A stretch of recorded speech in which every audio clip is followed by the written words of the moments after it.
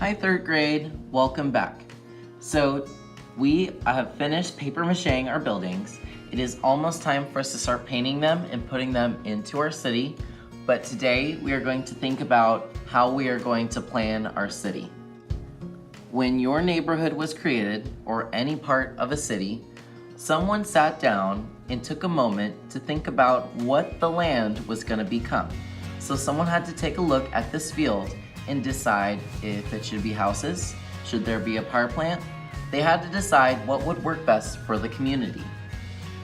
City planners make very artistic choices, but they consider a lot of different things. Here is the Plano City Council meeting to talk about city zoning.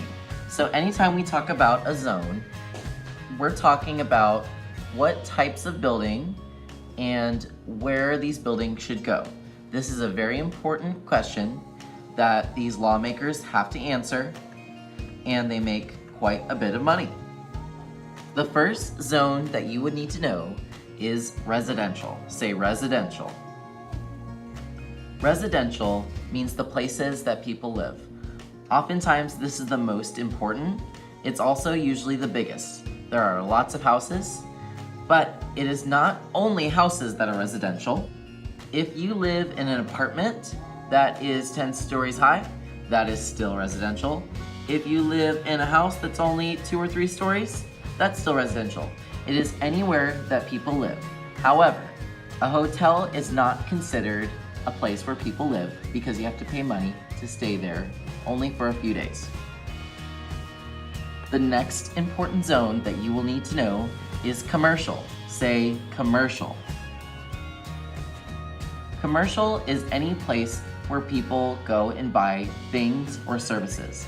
So I could go to the gas station and buy some gas. I could go inside and buy a Snickers bar. But commercial also is the places where we work, or you can buy a service. So I could work in this office building and I know it's a service because maybe they sell insurance, or it's where people call in when they need help. As long as there's something that is sold here, it would be considered commercial. But also, maybe your building is part of a farm. So maybe your building quite isn't in the city, it's more far away. Now, we have one more zone that I want to talk about. Can anyone guess what the final zone might be? Okay, I hope someone either answered maybe factories or farms. The answer is industrial. Say industrial. Industrial means warehouses, farms, power plants. Sometimes industrial zones can be the most polluting, but not always, because they're not always factories and they sometimes don't make any pollution. A warehouse, for instance, is where people keep their goods before they're sold, or how they transport items from one state to another. And so because this creates no pollution, it is not necessarily a bad thing to be industrial. Your industrial building could be a power plant that powers our city. One last place I'd like to talk about that isn't necessarily a zone, but more of a building, is government buildings. So you could also choose for this project to do a government building. So maybe you want to do a city hall. You may also choose to do a police or fire station if you would like. Most schools and colleges are government buildings. Also museums. Libraries or recreation centers would also be government buildings. And yes, your neighborhood park would also be a government land-owned building. So we should have completed our paper mache building. We are almost ready to start painting them, but today we need a plan. I know that you have been thinking really long and hard about what you want to do, but it is impossible for me to just know what you're going to do.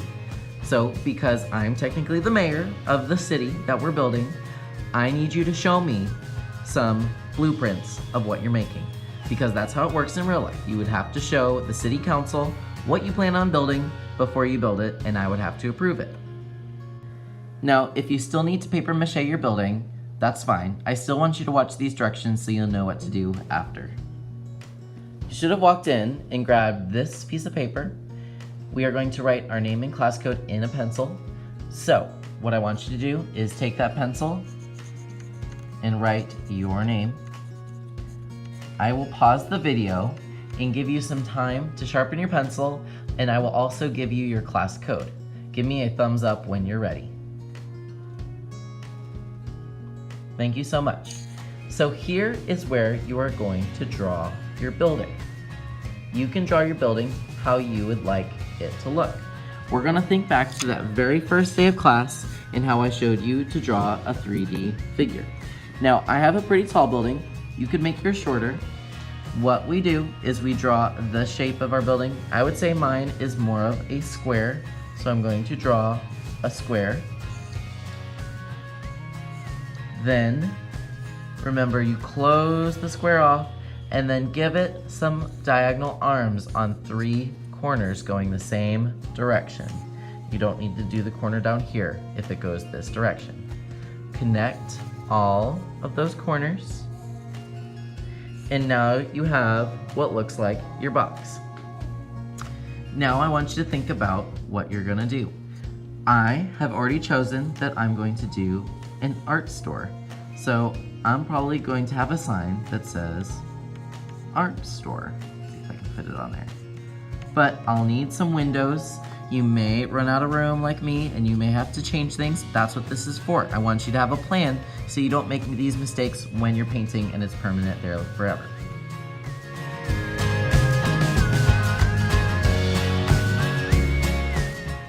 So now I have an idea of what my art store, my art supply store, is going to look like. I also need this to be colored.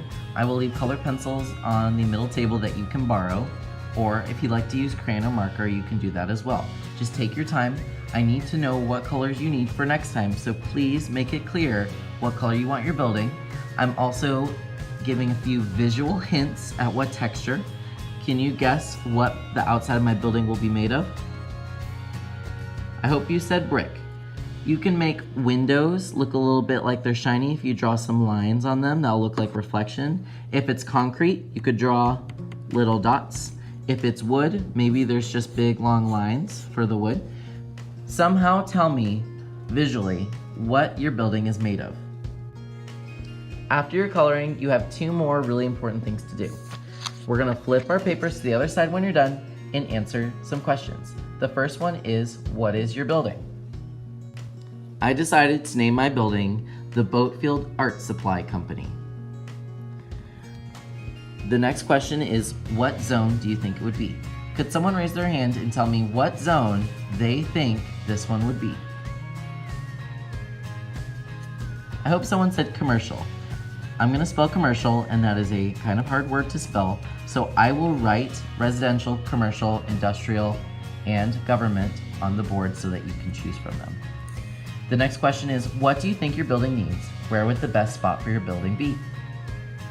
So I thought long and hard about what my building might need. My building would need to be close to the city because I'm not gonna sell much art supplies if I'm out in the middle of the desert and no one lives out there. So my business needs lots of customers. Think about what your building needs. If your building is a house, do you think you would want your tiny house in the middle of a crowded highway? Probably not. So maybe you want to be somewhere a little bit more quiet. Think about where your building needs to go and what your building needs to survive. The next question is, what are some concerns for your building? What would your building need to be away from? So I want you to think opposite of what you need. Okay, this last question is, what are some concerns for your building? What would your building need to be away from? My building would need to be away from industrial areas because I do not want a loud street for my business. So think about all those big trucks driving into the industrial area, so all those factories or farms. My building would probably need to be away from that. Maybe it needs to be close to the suburb or the houses because those are a little bit quieter of areas. Once you have completed this sheet, this is the most important part today. On the middle table, you will find the Boatfield City zoning plan. Inside is where you get to choose where your building goes in our city. So, inside this little pocket here, open it up, you'll find a pen. You can either put your name on the residential one. We have up to 18 spaces in our residential area. This is what a real city planner would do. We have 15 places in our commercial area, so a little bit less. Our industrial is gonna be a little bit smaller for this city. We have 10 slots open for industrial. And we also have 10 slots open for government buildings. So what kinds of building is mine again? I hope you said commercial. So what I'm gonna do is write my name at the very top, Mr. Boatfield. That way I know that you have chosen a commercial building. You don't need to write what type of building it was, just write your name, and that way I know that I will have a spot just for you. Okay guys, I hope you have a great day, and I'm excited to see what these look like when they are all done.